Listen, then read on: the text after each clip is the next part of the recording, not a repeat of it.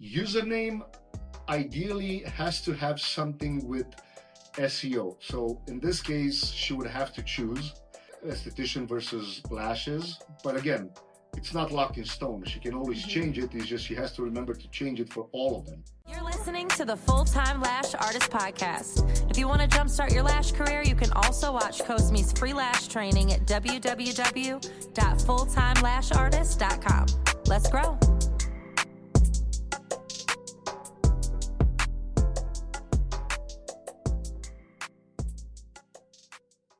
If she wants to, or her main audience now, it's esthetician services, or at least people know her for the videos that she posts about esthetician services, like all kinds of treatments that she recommends and she does in store.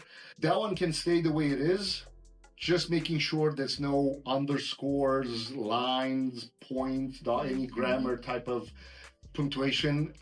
Those have to go away. I know you explain about this all the time during the class. It's crazy because it hurts. Nobody will search for esthetician 673 dot underscore or lash artist 345, right? And then a lot of times it's hard because you don't find the username available. Yeah. But the easiest way would be look or decide what the name it's going to be.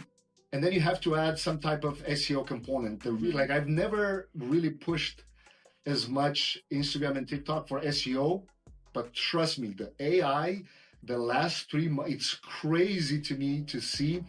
Everybody can do it now. You can look in your, you can start, well, if you start the account like right now, it's probably going to take a few videos, but you can have 1 like on the video, 10 views, and after 3-4 hours, so you post a reel, and if you go back to the reel, I don't know if you have to go and check it from another account, but even if you check it from your own, Instagram, it's gonna show with the blue type of text, and I can't remember exactly what the emoji is or the sign. I think it's a search or something. AI, it recognizes what the video is about, but it's a good thing because it knows in which category to put the video. And what exactly to, yeah. Yeah, it doesn't matter. So you can talk about lashes and have hashtags about fitness. It doesn't matter. You're not able to trick the algorithm anymore. Yeah. Before it used to be where you could put the title and description and you play a couple hashtags and you will fool the algorithm into thinking that that video is about something.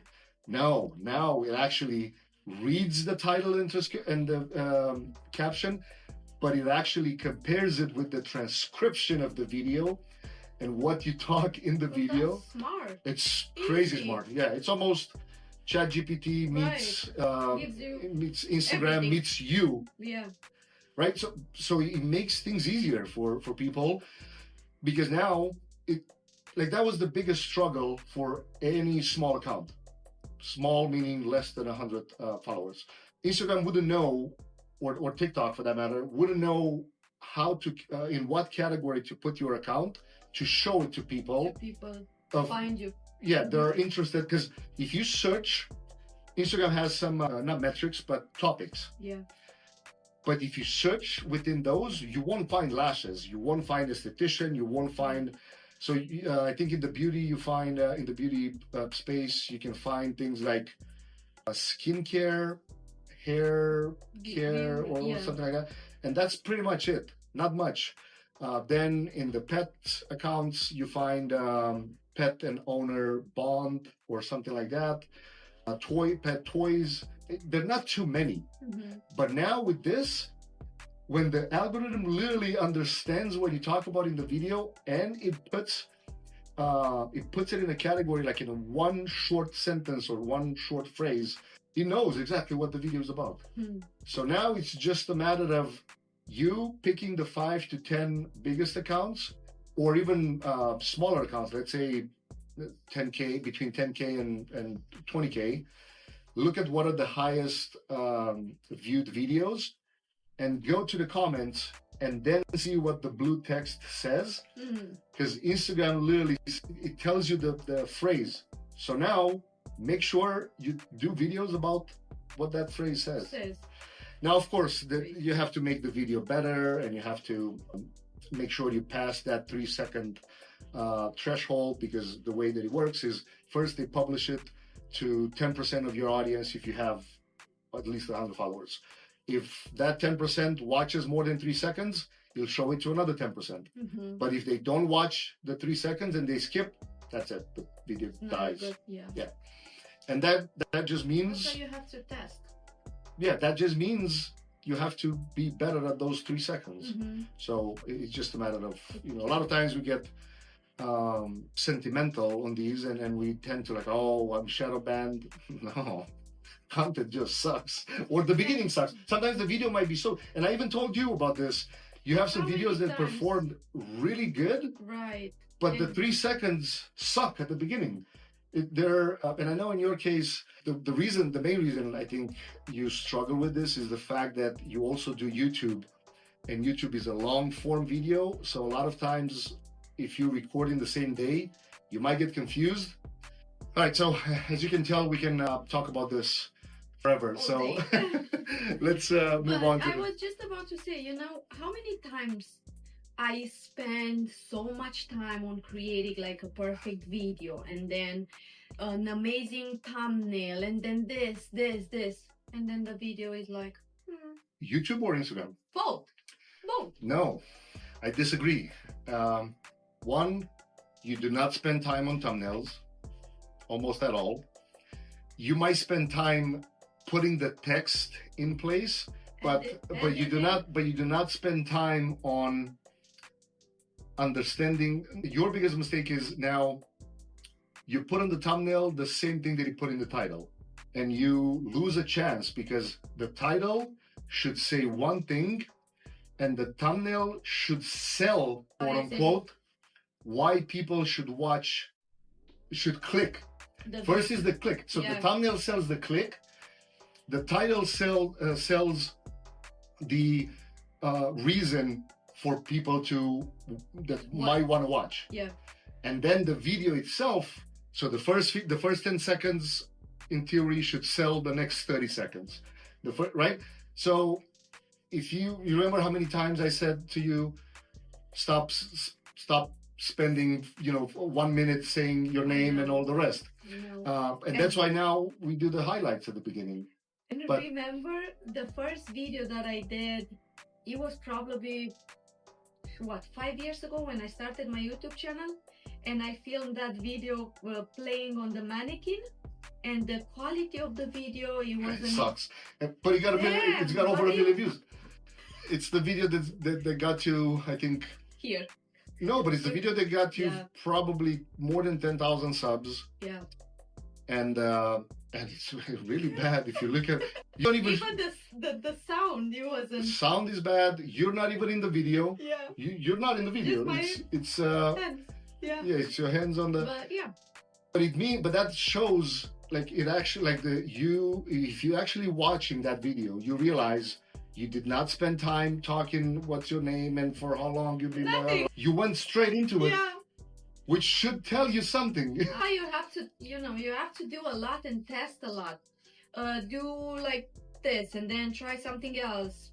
I don't know, But once you find something that works, you shouldn't change it, and that's your problem too. And I'm guilty I'm guilty of this too, because we think, oh, if this works, let's try to improve it. No. Yeah, no.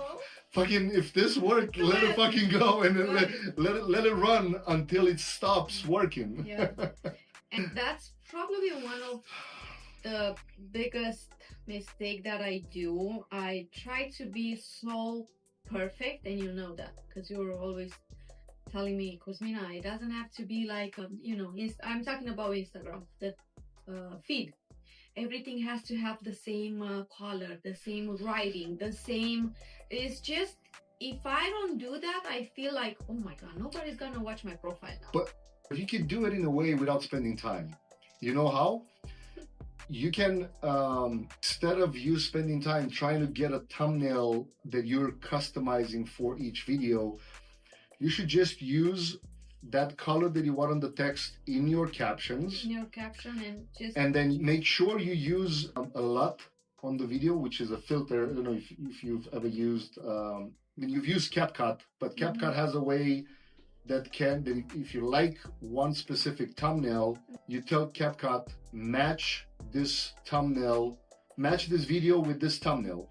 And it automatically autocorrects the color of the video to match the thumbnail or the photo that you want, right? Like if you like it darker, you don't have to spend time like decreasing the brightness and decreasing the or increasing the contrast.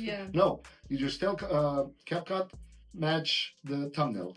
And that way you don't have to spend time. You pick one from the video and you can still, that's way easier. It's like, it's not going to be 100%, it's going to be 90%, but trust me, there are so many other things that you could stress about. Like for example, making everything perfect. You can look at the top 10 videos of this month or top 3 videos of this month, download them and record the first 3 seconds again. Because if you already did the work, why not just let's try it again? No, because nobody's going to remember. Of course.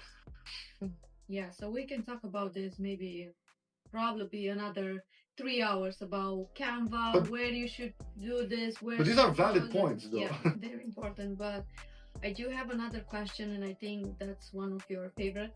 And people, once they finish the class, students, they struggle a lot with what to do after the class. Should they invest money on, Google, or do they spend money on ads? Or just play organic, see how everything goes. And one of the questions that I had recently, I think last week, from a student was like, Cosmina, but if I'm gonna start boosting the posts, especially on Instagram, or start doing some Google ads and spend some money per day, and I don't even have my profile there, I don't even have some pictures, like a nice picture, I have a client coming and then I don't even know how to do like a full and a complete set. Should I wait and get more like, a little bit better and post a little bit more and then start investing money on Google ads? Or should I start like right away? What do you think? And before we go into, if you got a passion for lashes, let me see it. It's time to level up.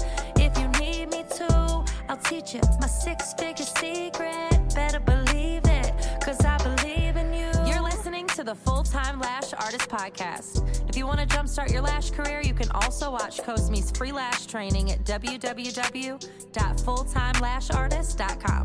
Let's grow.